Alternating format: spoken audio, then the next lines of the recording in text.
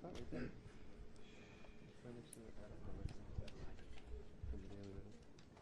I think you can jump in right behind.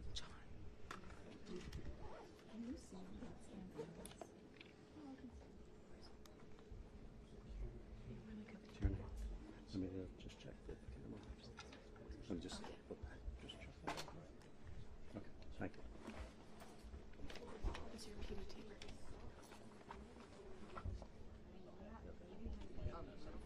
If you want to be on camera. Yeah, because his camera's blocked. Yeah. I don't understand why it wasn't set up opposite. Do we have any kind of warning or say?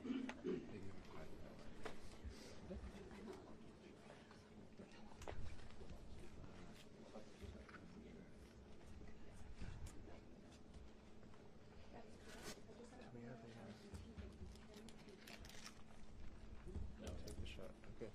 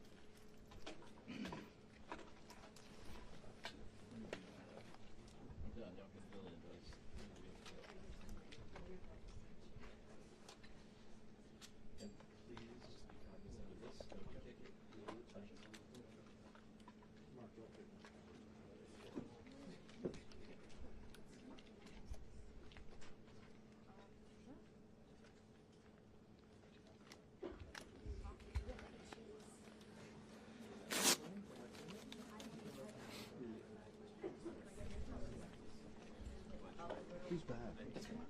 No one said that. Okay. I think we're probably for.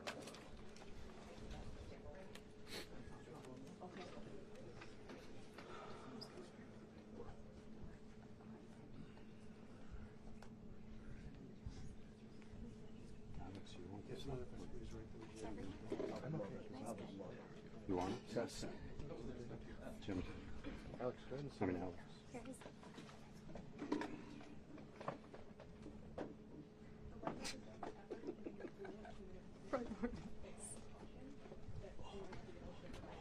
We should start doing yoga at the library. Those I would love to do that. squats. We need yoga. I love yogurt. Can you get on that? Can you get on that, Sid? Get that class going for us? Yeah, Peter, we have to add yoga at the library to the itinerary. Christine, you're probably... Specifically outside on the lawn.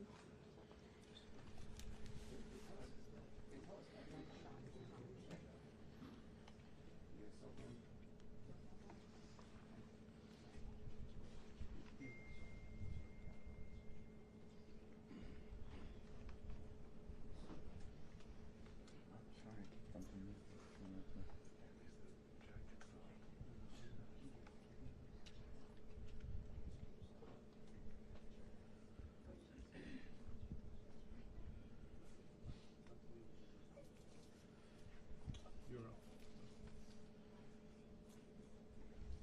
Yeah, I can see it on Fox back there. Jonathan, Yep. You're in the you're live in the shot. shot. Uh-huh. They're live on Fox right now. Okay. Thank you.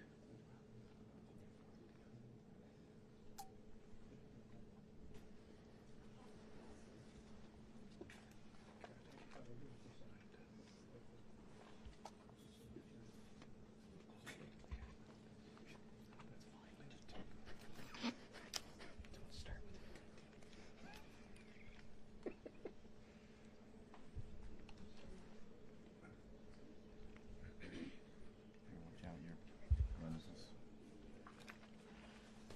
Let me get in there too. The lunch is in it, or? Yeah, it's in it. Thank you. Right now we're on a wide shot just because everyone's taking it live.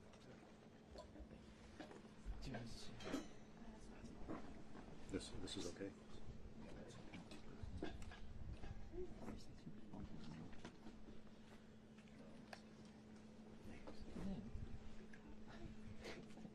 Just watch your left foot. Left foot? Yeah, you're fine. Left foot. Left foot. Left foot. Thank you.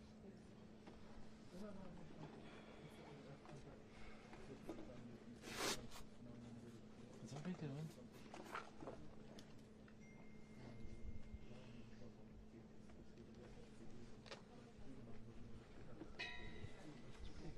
I can't believe they got us in this quickly. Yeah. The hotel I took know, here it was such and a- we're there was all no set up. I thought this was going to take hours. Wedge. Wedge. Wedge. I mean, 5 minutes ahead of time. You know what you're doing?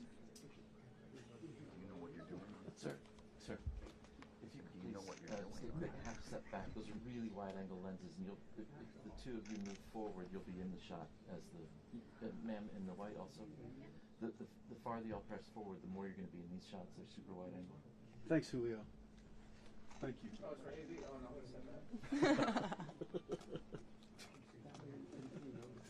Nothing for Alex. It's for Alex, we kick it over. Alex, we're actually waiting for you to get up there. Oh, no, no, no, no. Oh, no, no, no, no. Speech bubble. Right, so you're still in there for the walk up? Yeah. And then I'm going to push in. Okay.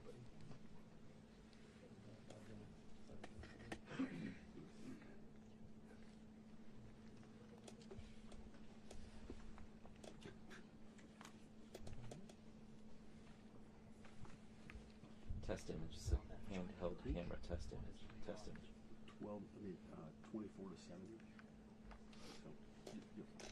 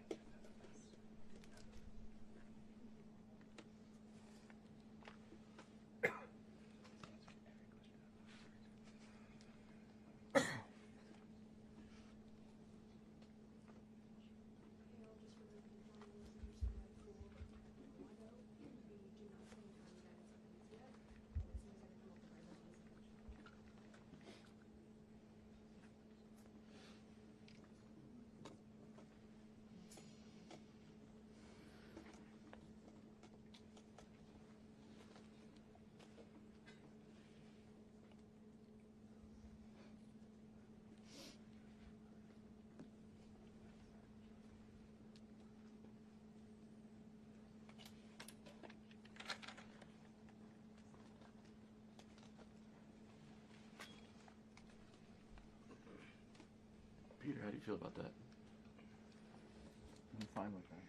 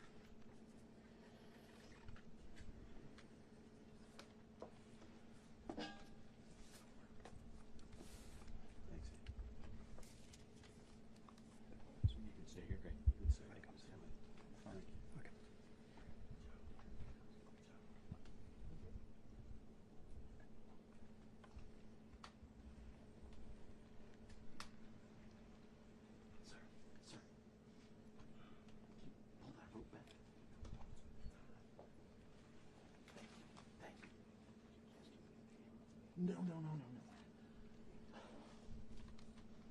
are you doing? He said, do you want us to move the camera? Jesus Christ.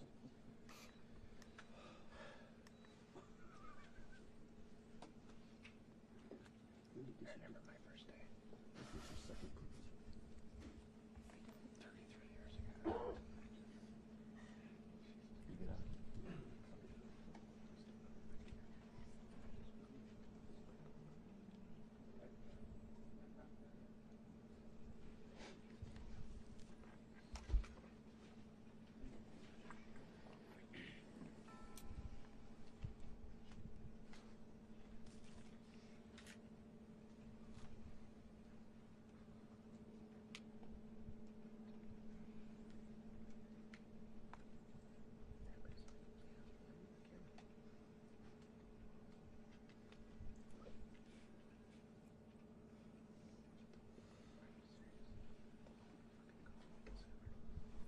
Sir.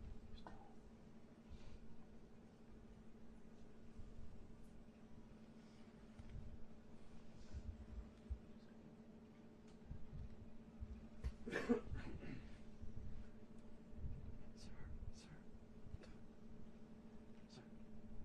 you could stay off the road. Thanks.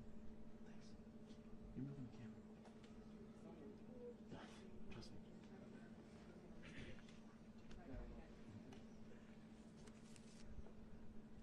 Thanks, Julio. It's primarily an issue for the walkout.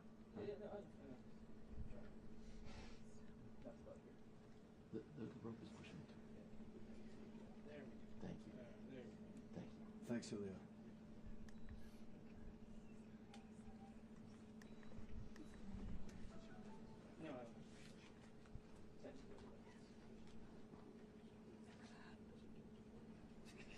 Yeah.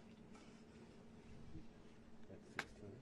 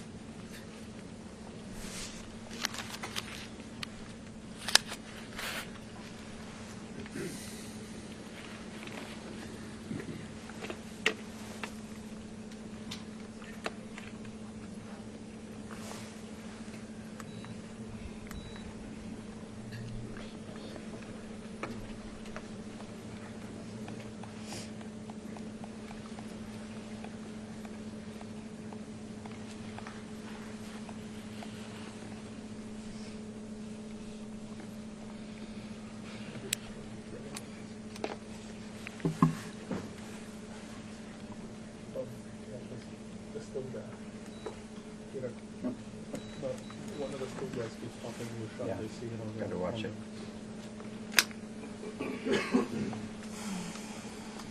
Jonathan, your Yeah, foot right keeps now. hitting the tripod. Is it true? Yeah. With the lens? Yeah, You're not gonna pan? I will, but not right now, not until he's on. Peter, which direction should I move my feet? Okay. To my right? To your right, yeah. Is that better? Cool.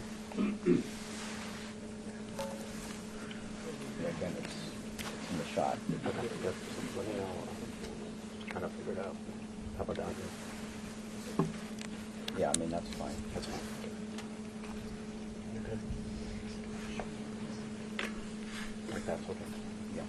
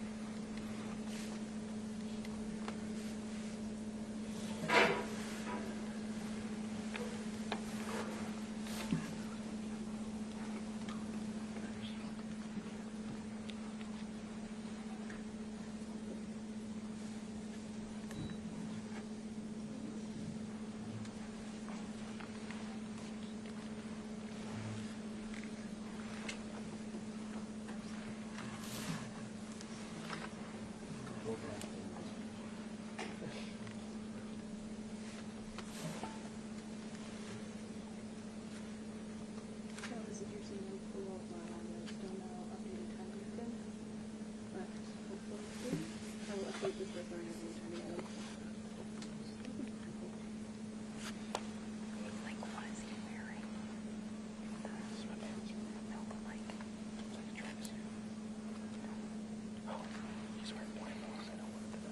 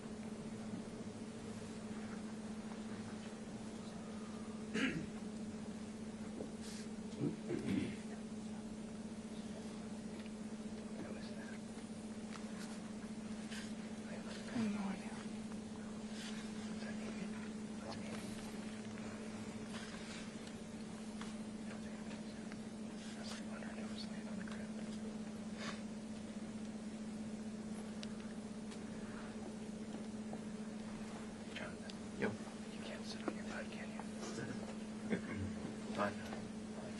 Can you stay on your butt for the lock-in so we can actually see the floor? All I get is a bald head. Can you be 6'2"? No.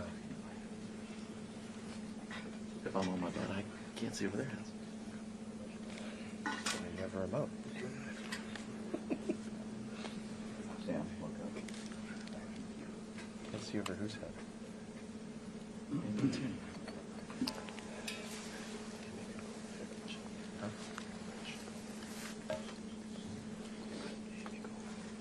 She put after.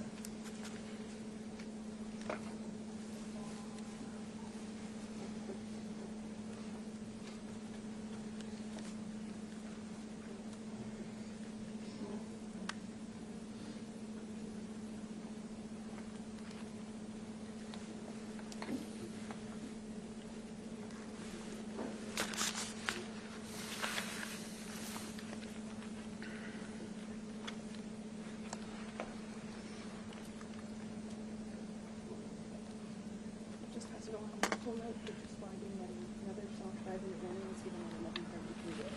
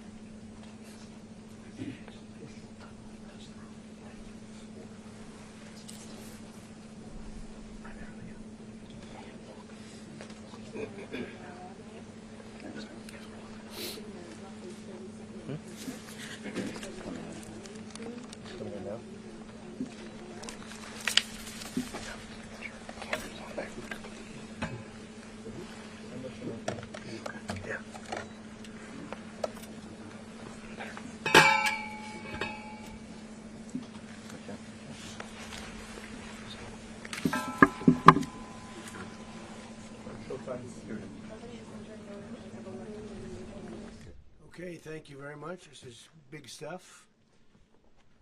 We appreciate you being here. Late last night and early today, at my direction, the United States Armed Forces conducted an extraordinary military operation in the capital of Venezuela. Overwhelming American military power, air, land, and sea, was used to launch a spectacular assault.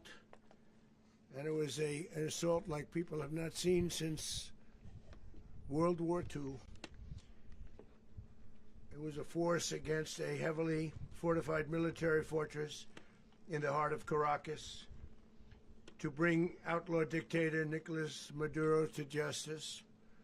This was one of the most stunning, effective, and powerful displays of American military might and competence in American history.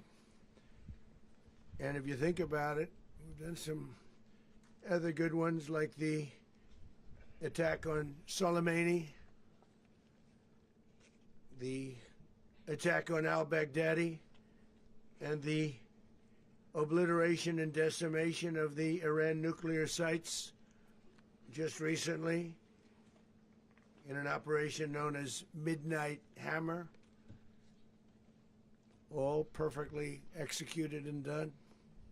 No nation in the world could achieve what America achieved yesterday, or frankly in just a short period of time. All Venezuelan military capacities were rendered powerless as the men and women of our military, working with U.S. law enforcement, successfully captured Maduro in the dead of night. It was dark. The lights of Caracas were largely turned off due to a certain expertise that we have. It was dark and it was deadly. But captured along with his wife, Celia Flores, both of whom now face American justice.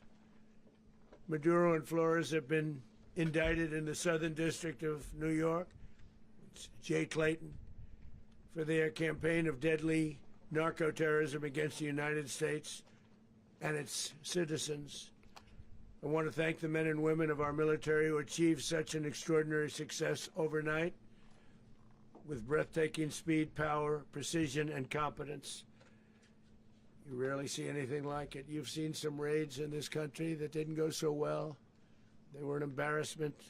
If you look back to Afghanistan, or if you look back to the Jimmy Carter days, they were different days. We're a respected country again, like never before.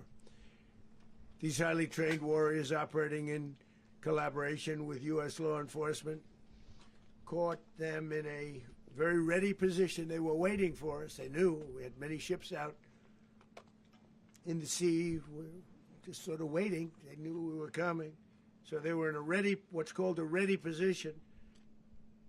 But they were completely overwhelmed and very quickly incapacitated. If you would have seen what I saw last night, you would have been very impressed. I'm not sure that you'll ever get to see it, but it was an incredible thing to see. Not a single American service member was killed, and not a single piece of American equipment was lost. We had many helicopters, many planes, many people involved in that fight. But think of that, not one piece of military equipment was lost, not one service member was, more importantly, killed. The United States military is the strongest and most fearsome military on the planet by far, with capabilities and skills our enemies can scarcely begin to imagine. We have the best equipment anywhere in the world. There's no equipment like what we have, and you see that even if you just look at the boats. You know, we've knocked out 97% of the drugs coming in by sea. 90%. Each boat kills on average, 25,000 people. We knocked out 97%. And those drugs mostly come from a place called Venezuela. We're going to run the country until such time as we can do a safe, proper, and judicious transition. So we don't want to be involved with having somebody else get in, and we have the same situation that we had for the last long period of years. So we are going to run the country until such time as we can do a safe, proper, and judicious transition. And it has to be judicious, because that's what we're all about. We want peace, liberty, and justice for the great people of Venezuela, and that includes many from Venezuela that are now living in the United States. and want to go back to their country. It's their homeland. We can't take a chance that somebody else takes over Venezuela that doesn't have the good of the Venezuelan people in mind. We've had decades of that. We're not going to let that happen. We're there now, and what people don't understand, but they understand as I say this, we're there now, but we're going to stay until such time as the proper transition can take place. So we're going to stay until such time as, we're going to run it essentially until such time as a proper transition can take place. As everyone knows, the oil business in Venezuela has been a bust, a total bust, for a long period of time. They were pumping almost nothing by comparison to what they could have been pumping and what could have taken place. We're going to have our very large United States oil companies, the biggest anywhere in the world, go in, spend billions of dollars, fix the badly broken infrastructure, the oil infrastructure, and start making money for the country. And we are ready to stage a second and much larger attack if we need to do so. So we were prepared to do a second wave if we needed to do so. We actually assumed that a second wave would be necessary, but now it's probably not. The first wave, if you'd like to call it that, the first attack was so successful, we probably don't have to do a second, but we're prepared to do a second wave, a much bigger wave, actually. This was pinpoint, but we have a much bigger wave that probably won't have to do. This partnership of Venezuela with the United States of America, a country that everybody wants to be involved with because of what we were able to do and accomplish, will make the people of Venezuela rich, independent, and safe. And it will also make the many, many people from Venezuela that are living in the United States extremely happy. They suffered. They suffered. So much was taken from them. They're not going to suffer anymore. The illegitimate dictator Maduro was the kingpin of a vast criminal network responsible for trafficking colossal amounts of deadly and illicit drugs into the United States. As alleged in the indictment, he personally oversaw the vicious cartel known as Cartel de las Solas, which flooded our nation with lethal poison, responsible for the deaths of countless Americans, the many, many Americans. Hundreds of thousands over the years of Americans died because of him. Maduro and his wife will soon face the full might of American justice and stand trial on American soil. Right now they're on a ship. They'll be heading to ultimately New York, and then a decision will be made, I assume, between New York and Miami or Florida. But we have people where the overwhelming evidence of their crimes will be presented in a court of law. And I've seen it. I've seen what we have. It's both horrible and breathtaking that something like this could have been allowed to take place. For many years after his term as president of Venezuela expired, Maduro remained in power and waged a ceaseless campaign of violence, terror, and subversion against the United States of America, threatening not only our people, but the stability of the entire region.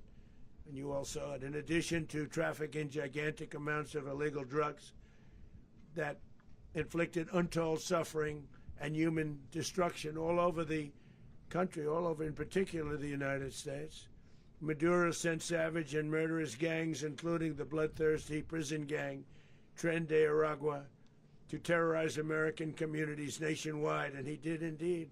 They were in Colorado. They took over apartment complexes. They cut the fingers off people if they call police. They were brutal, but they're not so brutal now. And I just have to congratulate our military, Pete and everybody, and our National Guard, because the job that they've done, whether it's in Washington, D.C., where we have a totally safe city where it was one of the most unsafe cities anywhere in the world, frankly. And now we have no crime in Washington, D.C. We haven't had a killing. We had the terrorist attack a few weeks ago. A little bit of a different kind of a threat. But we haven't had a killing in a long period of time, 6, 7 months. We used to have two, on average, 2 a week in Washington, our capital. We don't have that anymore. The restaurants are opening. Everyone's happy. They're walking their daughters. They're walking their children, their wives. They walk to restaurants. Restaurants are opening all over Washington, D.C. So I want to thank the National Guard. I want to thank our military. And I want to thank law enforcement. It's been amazing.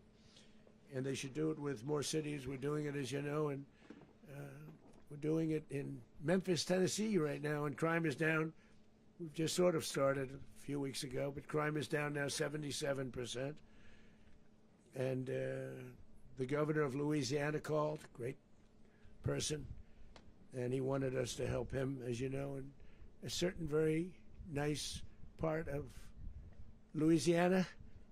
And we have done that. It was a rough section, and we have crime down. I understand it's down to almost nothing already after 2.5 weeks. New Orleans, it's down to almost nothing, and we've only been there for 2.5 weeks. Can't imagine why governors wouldn't want us to help. We also helped, as you know, in Chicago, and crime went down a little bit there. We did a very small help because we had no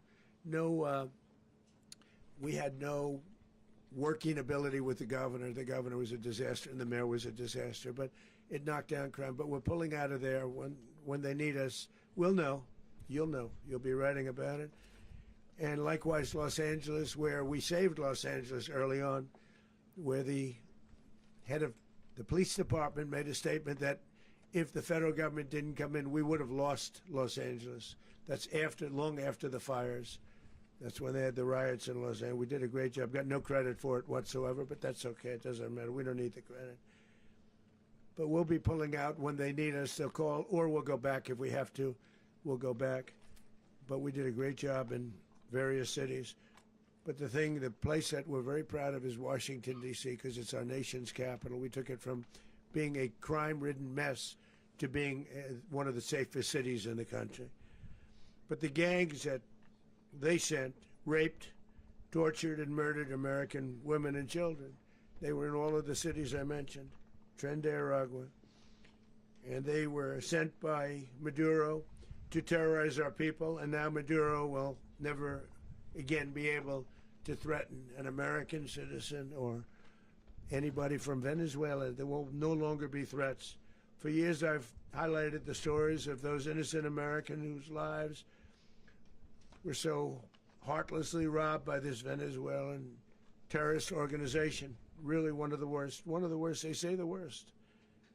Americans like 12-year-old Jocelyn Nungari from Houston. Beautiful Jocelyn Nungari, what happened to her?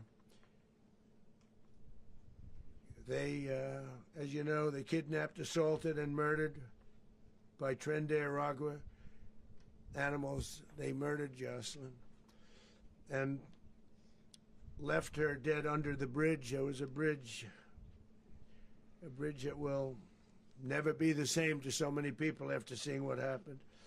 As I've said many times, the Maduro regime emptied out their prisons, sent their worst and most violent monsters into the United States to steal American lives. And they came from mental institutions and insane asylums. They came from prisons and jails. The reason I say both, they sound similar. Actually, prisons a little bit more hostile, a little bit tougher. A mental institution isn't as tough as an insane asylum, but we got them both. They sent from their mental institutions. They sent from their jails, prisons. They were drug dealers. They were drug kingpins. They sent everybody bad into the United States, but no longer. And we have now a border where nobody gets through. In addition, Venezuela unilaterally seized and stole American oil, American assets, and American platforms, costing us billions and billions of dollars. They did this a while ago, but we never had a president that did anything about it. They took all of our property. It was our property. We built it. And we never had a president that decided to do anything about it. Instead, they fought wars that were 10,000 miles away. We built Venezuela oil industry with American talent, drive, and skill, and the socialist regime stole it from us during those previous administrations, and they stole it through force. This constituted one of the largest thefts of American property in the history of our country. Considered the largest theft of property in the history of our country. Massive oil infrastructure was taken like we were babies, and we didn't do anything about it. I would have done something about it. America will never allow foreign powers to rob our people or drive us back into and out of our own hemisphere. That's what they did. Furthermore, under the now deposed dictator Maduro, Venezuela was increasingly hosting foreign adversaries in our region and acquiring menacing offensive weapons that could threaten U.S. interests and lives. And they used those weapons last night. Potentially in league with the cartels operating along our border. All of these actions were in gross violation of the core principles of American foreign policy, dating back more than 2 centuries. And not anymore. All the way back, it dated to the Monroe Doctrines. And the Monroe Doctrine is a big deal. But we've superseded it by a lot. By a real lot. They now call it the Monroe Document. I don't know. It's Monroe Doctrine. We sort of forgot about it. It was very important, but we forgot about it. We don't forget about it anymore. Under our new national security strategy, American dominance in the Western Hemisphere will never be questioned again. Won't happen. So just in concluding, for decades, other administrations have neglected or even contributed to these growing security threats in the Western Hemisphere. Under the Trump administration, we are reasserting American power in a very powerful way in our home region. And our home region is very different than it was just a short while ago. The future will be, and we did this in my first term. We had great dominance in my first term, and we have far greater dominance right now. Everyone's coming back to us. The future will be determined by the ability to protect commerce and territory and resources that are core to national security. These are core to our national security. Just like tariffs are, they've made our country rich, and they've made our national security strong, stronger than ever before. But these are the iron laws that have always determined global power. And we're going to keep it that way. We will secure our borders. We will stop the terrorists. We will crash the cartels, and we will defend our citizens against all threats, foreign and domestic. Other presidents may have lacked the courage or whatever to defend America, but I will never allow terrorists and criminals to operate with impunity against the United States. This extremely successful operation should serve as warning to anyone who would threaten American sovereignty or endanger American lives. Very importantly, the embargo on all Venezuelan oil remains in full effect. The American Armada remains poised in position, and the United States retains all military options until United States demands have been fully met and fully satisfied. All political and military figures in Venezuela should understand what happened to Maduro can happen to them, and it will happen to them if they aren't just fair, even to their people. The dictator and terrorist, Maduro, is finally gone in Venezuela. People are free. They're free again. It's been a long time for them, but they're free. America is a safer nation. This morning, it's a prouder nation this morning because it didn't allow this horrible person and this country that was doing very bad things to us. It didn't allow it to happen. And the Western Hemisphere is right now a much safer place to be. So I want to thank everybody for being here. I want to thank General Raisin Kane. He's a fantastic man. I've worked with a lot of generals. I worked with some I didn't like. I worked with some I didn't respect. I worked with some that just weren't good. But this guy is fantastic. I watched last night one of the most precise attacks on sovereignty. I mean, it was an attack for justice. And I'm very proud of him, and I'm very proud of our Secretary of War, Pete Hegseth, who I'm going to ask to say a few words. Thank you very much. Mr. President, can you explain how the U.S. will run Venezuela? Well, thank you, Mr. President. Finally, a commander-in-chief the world respects and the American people deserve. And as the President said, words can barely capture the bravery and the power and the precision of this historic operation. A massive joint military and law enforcement raid flawlessly executed by the greatest Americans our country has to offer. American warriors are second to none, the best in the world and the best of our country. What all of us witnessed last night was sheer guts and grit, gallantry and glory of the American warrior.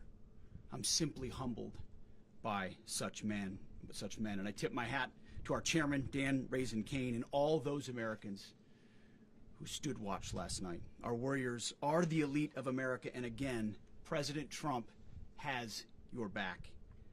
No other country on planet Earth, and it's not even close, could pull this kind of operation off. And no other president has ever shown this kind of leadership, courage, and resolve. The most powerful combination the world has ever seen. As the President said, our adversaries remain on notice. America can project our will anywhere, anytime. The coordination, the stealth, the lethality, the precision, the very long arm of American justice, all on full display in the middle of the night. Nicolas Maduro had his chance, just like Iran had their chance, until they didn't and until he didn't. He effed around, and he found out. President Trump is deadly serious about stopping the flow of gangs and violence to our country.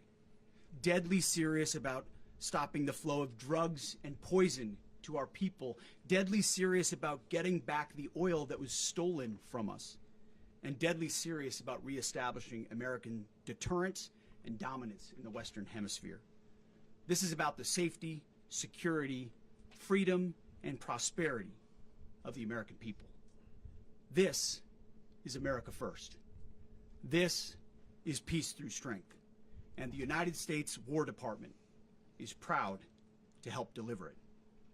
Welcome to 2026, and under President Trump, America is back.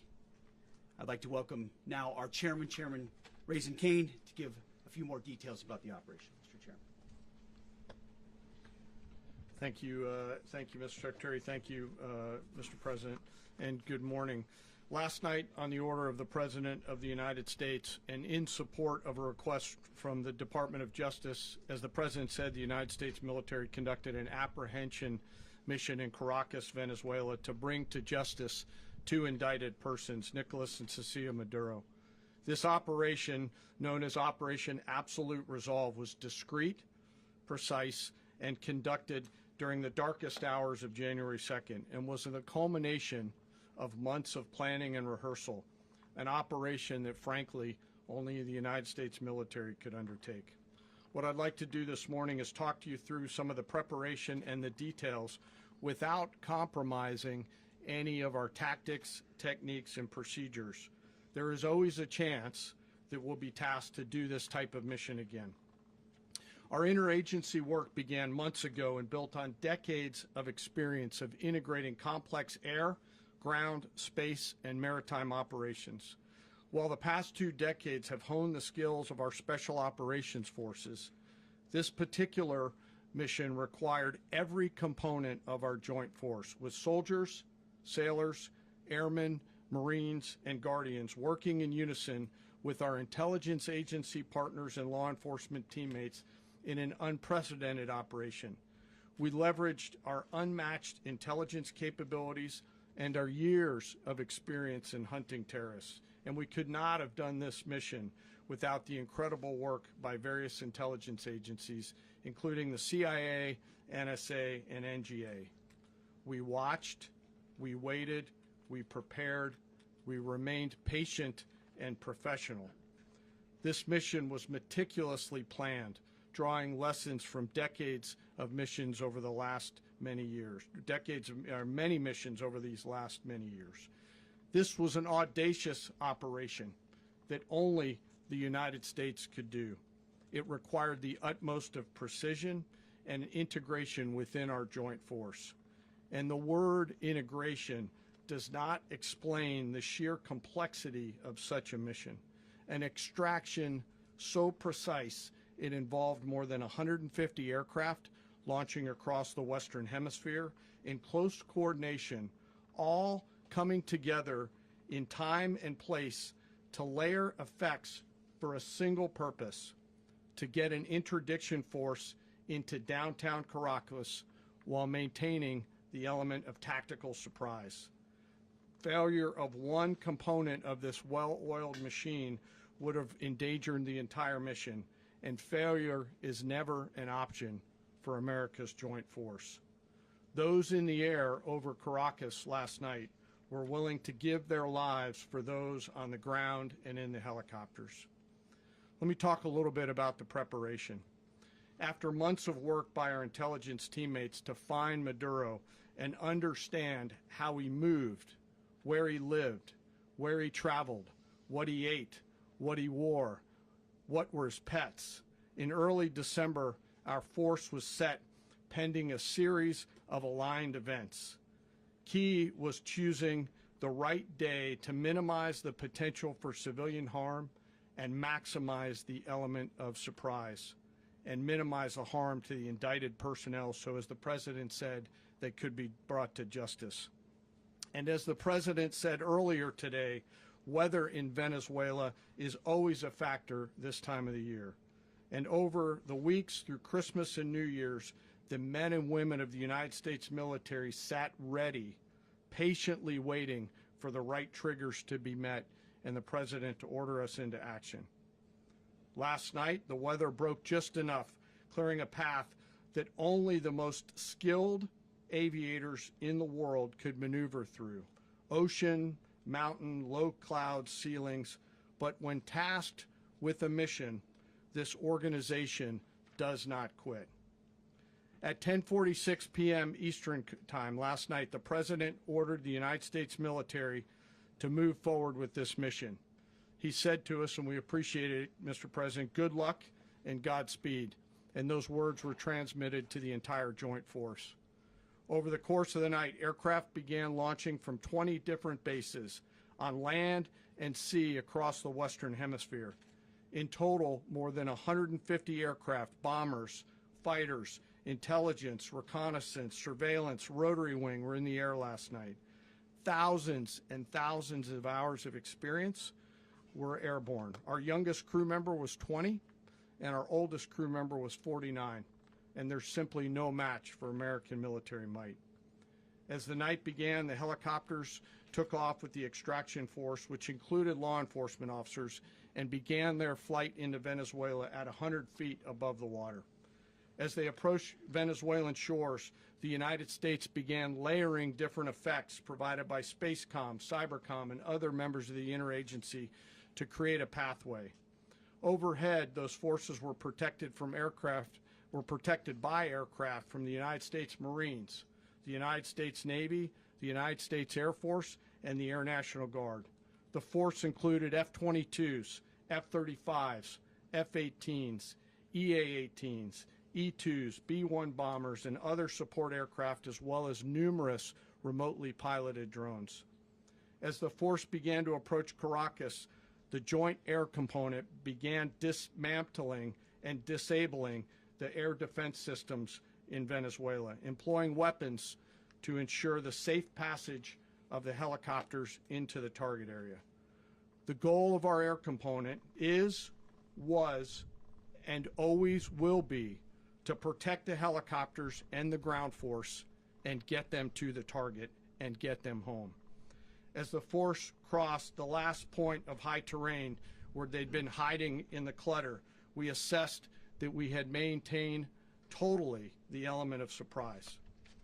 As the helicopter force ingressed towards the objective at low level, we arrived at Maduro's compound at 1:01 a.m. Eastern Standard Time, or 2:01 a.m. Caracas local time, and the apprehension force descended into Maduro's compound and moved with speed, precision, and discipline towards their objective, and isolated the area to ensure the safety and security of the ground force while apprehending the indicted persons.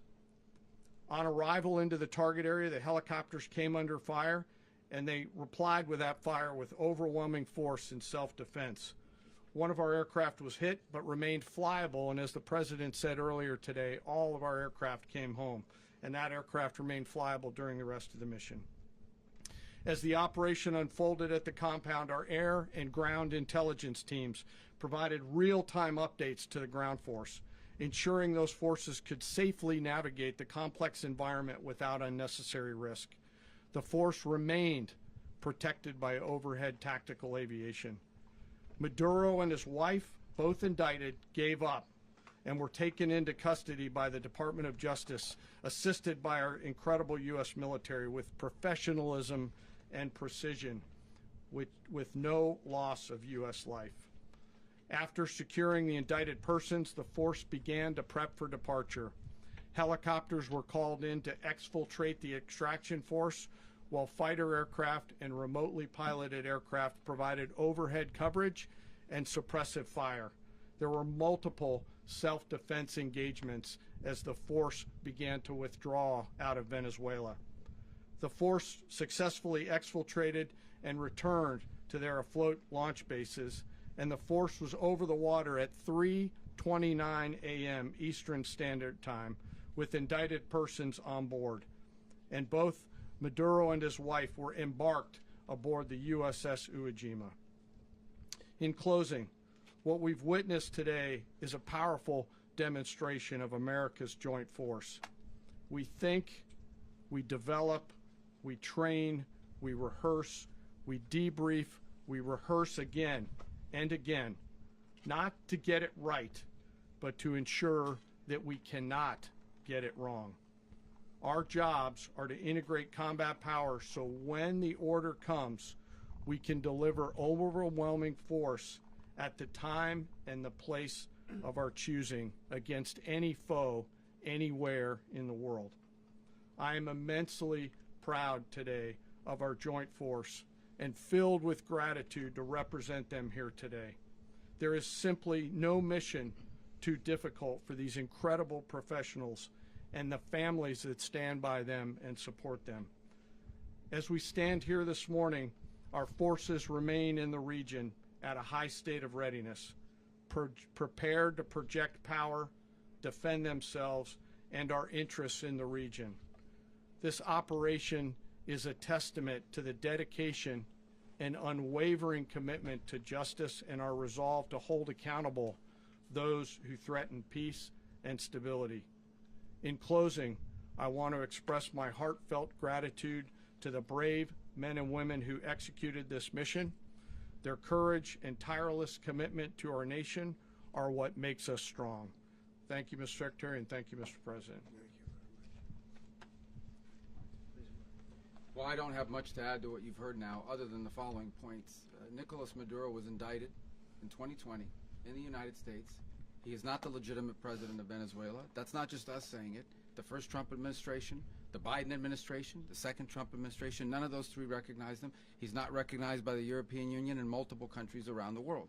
He is a fugitive of American justice with a $50 million reward, which I guess we saved $50 million. And we should make sure. Yeah, exactly. But don't let anybody claim it. Nobody deserves it but us.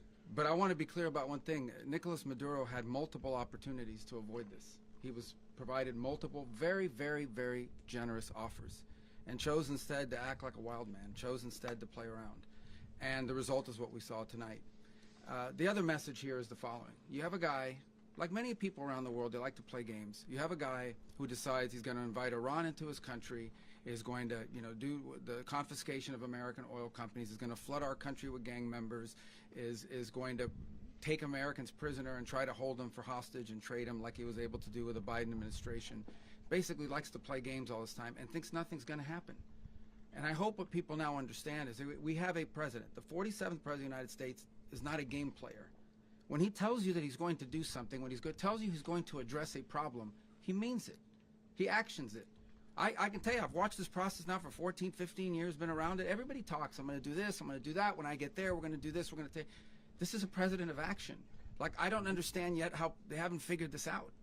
And now, if you don't know, now you know. Because this is the way it's going to play out. And I think people need to understand that this is not a president that just talks and does letters and press conferences. And, you know, if he says he's serious about something, he means it. And this is something that was a direct threat to the national interest of the United States, and the president addressed it. There's a president of peace, by the way. I told you what I just said earlier. This guy had multiple opportunities to find his way somewhere else and figure out another. He could have been living somewhere else right now very happy, but instead he wanted to play big boy. And so now, you know, he's got other sets of problems on his hands. And but I think the message here should be for the world. Look, the president doesn't go out looking for people to pick fights with. He's not, generally wants to get along with everybody. We'll talk and meet with anybody, but don't play games. Don't play games with this president's in office, because it's not going to turn out well. And so I hope that I guess that lesson was learned last night, and we hope it'll be instructive moving forward. Is that a message for Cuba? Mr. President. Mr. President. You said that the U.S. is going to run Venezuela. So who's in power right now? Well, we're going to be running it with a group, and we're going to make sure it's run properly. We're going to rebuild the oil infrastructure, which will cost billions of dollars. It'll be paid for by the oil companies directly. They will be reimbursed for what they're doing, but it's going to be paid. And we're going to get the oil flowing the way it should be. As you know, it was just a minor flow. It was actually a minor flow for what they have. But we're going to run it properly, and we're going to make sure the people of Venezuela are taken care of. We're going to make sure the people that were forced out of Venezuela by this thug are also taken care of. Mr. President. Does the U.S. running the country mean that U.S. troops will be on the ground? How will that work? Well, you know, they always say boots on the ground. Oh, so we're not afraid of boots on the ground if we have to have. We had boots on the ground last night at a very high level, actually. We're not afraid of it. We don't mind saying it. But we're going to make sure that that country is run properly. We're not doing this in vain. This is a very dangerous attack. This is an attack that could have gone very, very badly. Could have gone very badly. We could have lost a lot of people last night. We could have lost a lot of dignity. We could have lost a lot of equipment. The equipment is less important, but we could have lost a lot. And we're going to make sure that this is proper. We're there now. We're ready to go again if we have to. We're going to run the country right. It's going to be run very judiciously, very fairly. It's going to make a lot of money. We're going to give money to the people. We're going to reimburse people that were taken advantage of. We're going to take care of everybody. It's very important. We couldn't let them get away with it. You know, they stole our oil. We built that whole industry there, and they just took it over like we were nothing. And we had a president that decided not to do anything about it. So we did something about it. We're late, but we did something about it. Yeah, please. Mr. President, can you explain the exact mechanism by which you're going to run the country? Are you going to designate a U.S. official to coordinate? It's all being done right now. We're designating people. We're talking to people. We're designating various people, and we're going to let you know who those people are. Mr. President. What's the group you mentioned that would run Venezuela? Well, it's largely going to be, for a period of time, the people that are standing right behind me. We're going to be running it. We're going to be bringing it back. It's a dead, you know, I talk about a dead country. A year and a half ago, we were a dead country. Now we're the hottest country anywhere in the world. We're a country doing better than any country anywhere in the world. And it required leadership. Venezuela has a lot of bad people in there, a lot of bad people that shouldn't be leading. We're not going to take a chance that one of those people take over for Maduro. So you can look at, and others, we have fantastic people, including people in the military. So we're going to have a group of people running it until such time as it can be put back on track, make a lot of money for the people, and give people a great way of life, and also reimbursement for people in our country that were forced out of Venezuela. Rubio would be You said earlier today that you weren't going to back Machado to come back and be the opposition leader in your Fox and Friends interview. And then you also mentioned the vice president of Venezuela. Are you going to work with the vice president of Venezuela, or how do you foresee the relationship Well, I going? understand she was just sworn in, but she was, as you know, picked by Maduro. So Marco's working on that directly. He just had a conversation with her, and she's essentially willing to do what we think is necessary to make Venezuela great again. Very simple. Mr. President, Colombian President Gustavo Petro, a couple weeks ago, he said he's got to watch his ass. And today, he said he's not concerned about anything happening to him in the aftermath of this operation. So, just what your message is Well, about he that. has cocaine mills. He has factories where he makes cocaine. And yeah, I think I stick by my first statement. He's making cocaine. They're sending it into the United States. So he does have to watch his ass. Mr. President, did you notify any members of Congress in advance? Marco, do you want to talk about that? Because you were involved in it. Sure. We call members of Congress immediately after. This was not the kind of mission that you can do congressional notification on. It was a trigger-based mission in which conditions had to be met night after night. We watched and monitored that for a number of days. So it's just simply not the kind of mission you can call people and say, hey, we may do this at some point in the next 15 days. But it's largely a law enforcement function. Remember, at the end of the day, at its core, this was an arrest of 2 indicted fugitives of American justice, and the Department of War supported the Department of Justice in that job. Now, there are broader policy implications here, but it's just not the kind of mission that you can pre-notify because it endangers the mission. Well, if I could add one thing to that, Congress has a tendency to leak. This would not be good. If they leaked, General, I think it would have been maybe a very different result. But I have to say, they knew we were coming at some point, We had a lot of ships out there. They sort of knew we were coming. We were. But Congress will leak, and we don't want leakers. Mr. President, you were one of the only people to watch this all play out live. What was Maduro doing when the U.S. forces entered what I assume would be his home? And also, was there any point where the U.S. was considering if Maduro pushed back or resisted killing Maduro? It could have happened. It could have happened. He was trying to get into a safe place. You know what a safe place is, all steel. And he wasn't able to make it to the door because our guys were so fast. They went through the opposition so fast. And there was a lot of opposition. People were wondering, do we get them by surprise? Sort of surprised, but they were waiting for something. It was a lot of opposition. There was a lot of gunfire. You saw some of it today. But he was trying to get to a safe place, which wasn't safe because we would have had the door blown up in about 47 seconds, they say on average, regardless of how thick the steel was. It was a very thick door. It was a very heavy door, but he was unable to get to that door. He made it to the door. He was unable to close it. So where is Maduro going to be? Go ahead, finish. Where is Maduro going to be in the time being right now? Do you know his exact whereabouts? Well, eventually, ultimately, in the near future, he's going to be brought to New York. And where is he going to be held? Where is he going to be held in New York? Do you know? That's going to be up to the officials that do these things. Mr. President, the U.S. has something of a mixed track record of ousting dictators without necessarily a plan for what comes afterwards. Did that weigh on your decision? Well, that's why we had different presidents, but with me, that's not true. With me, we've had a perfect track record of winning. We win a lot, and we win. If you look at Soleimani, you look at al-Baghdadi, you look at the Midnight Hammer. Midnight Hammer was incredible. Right now, you wouldn't have peace in the Middle East. We have essentially peace in the Middle East because of that. If we weren't successful with Midnight Hammer, you wouldn't have peace in the Middle East. So, with me, you've had a lot of victory. You've had only victories. You've had no losses. Yeah. Mr. President, can you? How long do you expect the U.S. to run Venezuela, and how soon do you want the Venezuelan people to hold elections? So I'd like to do it quickly, but it takes a period of time. We're rebuilding. We have to rebuild their whole infrastructure. The infrastructure is rotted. It's actually very dangerous. It's blow-up territory. Oil is very dangerous. It's a very dangerous thing to take out of the ground. It can kill a lot of people. It has killed a lot of people doing just that. The infrastructure is old. It's rotted. Much of it is stuff that we put there 25 years ago, and we're going to be replacing it. And we're going to take a lot of money out so that we can take care of the country. Are you saying that Secretary Rubio and Mr. President, China, Russia, and Iran have interests in Venezuela. How does this operation affect your relationships with them when it comes to the oil and drugs? In terms of China and Russia, Russia, when we get things straightened out, But in terms of other countries that want oil, we're in the oil business. We're going to sell it to them. We're not going to say we're not going to.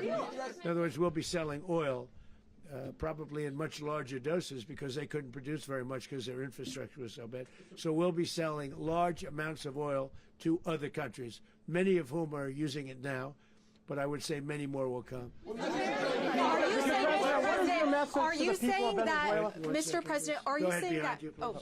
Mr. President, thank you. What is your message to the people of Venezuela today? Of course, the civilian population specifically, they have a lot of questions. What is your message to the people of Venezuela? That you're going to have peace, justice. You're going to have some of the riches that you should have had for a long period of time. It was stolen from you. But you're going to have peace and you're going to have safety. You're going to have justice. You're going to have a country. You're going to have a real country. You're going to have potentially a great country. You know, if you go back 20 years, maybe even a little longer ago, that was a great country. And they destroyed it. Remember I said that if we lose this election, the United States will be Venezuela on steroids. That's what would have happened. Had we lost the election, the 2024 election, we suffered so badly. When you look at the border from 2020, what they did, what Joe Biden administration did to our country should never be forgotten.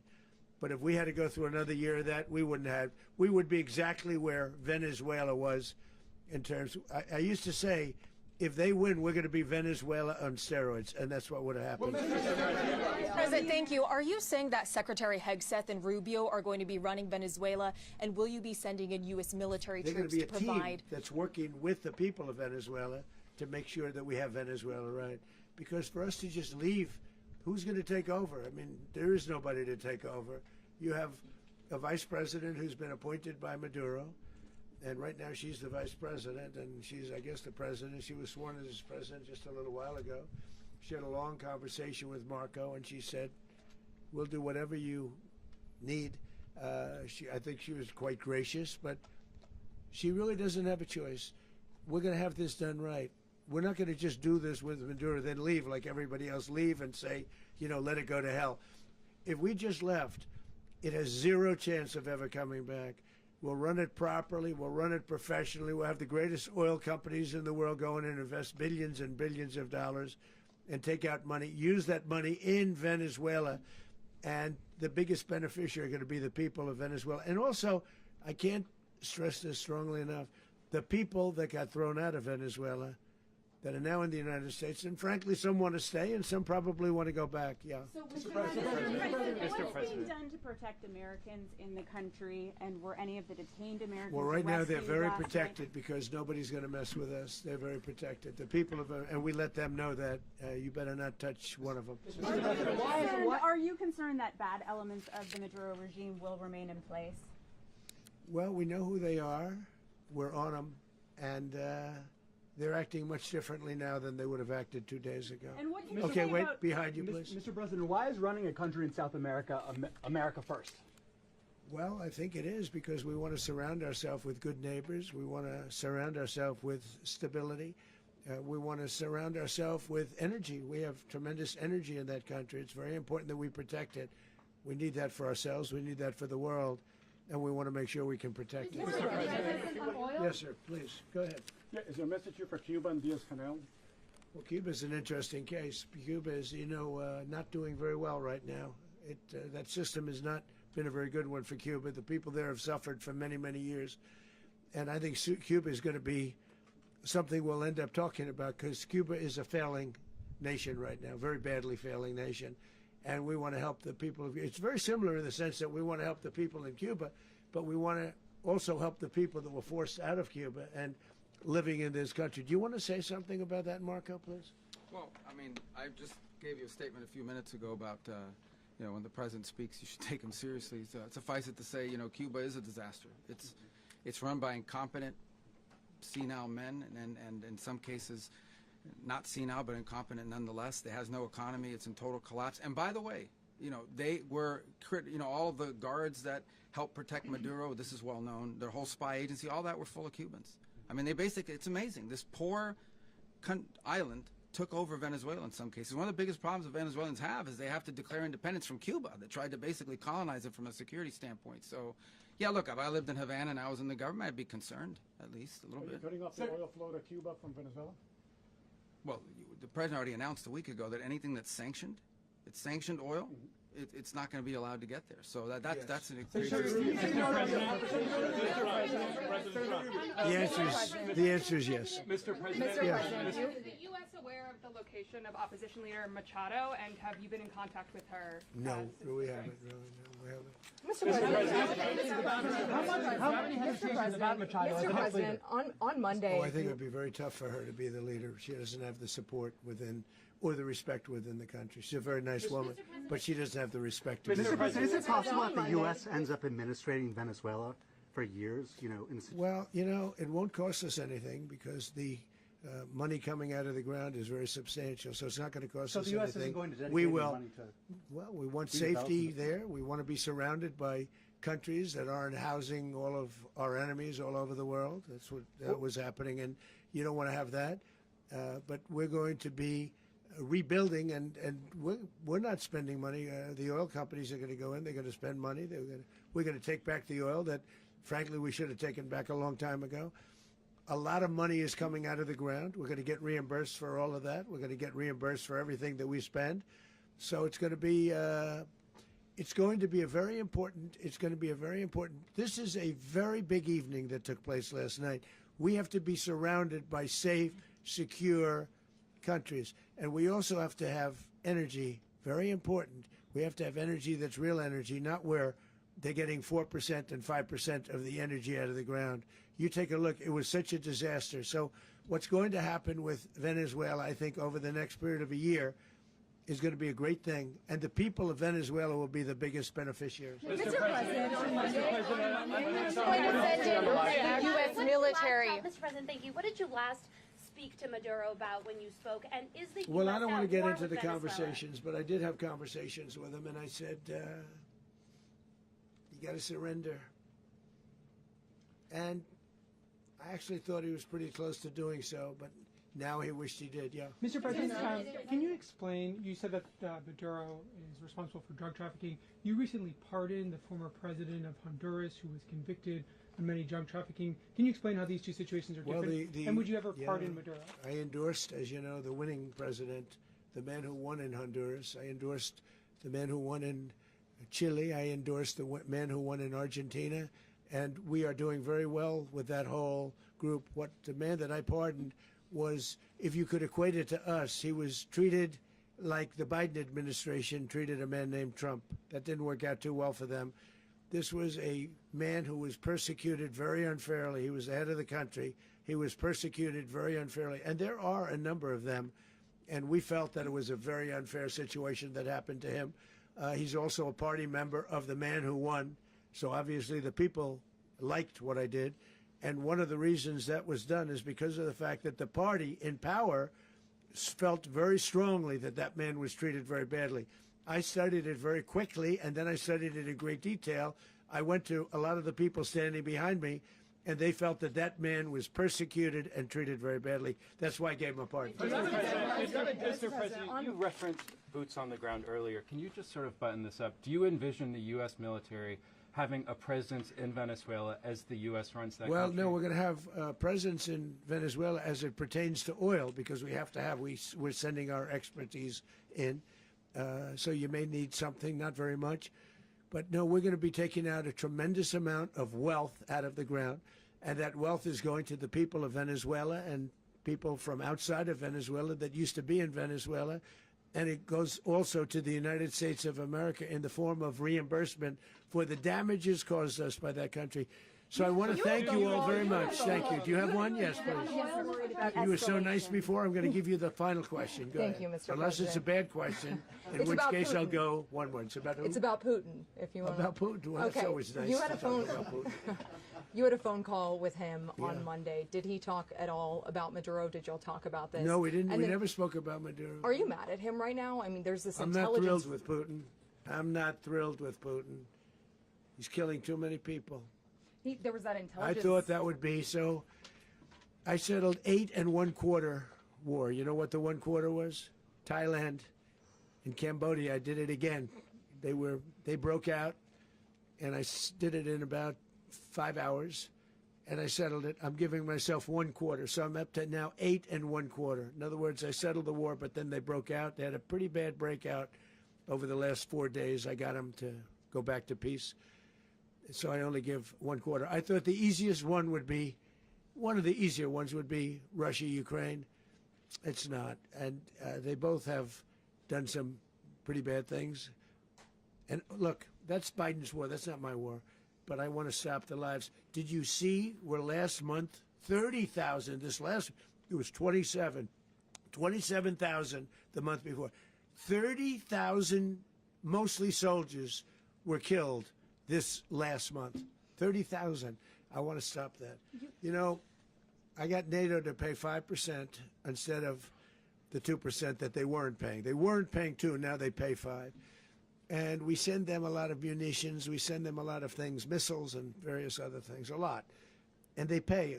The United States is not losing money. We're probably making money on that.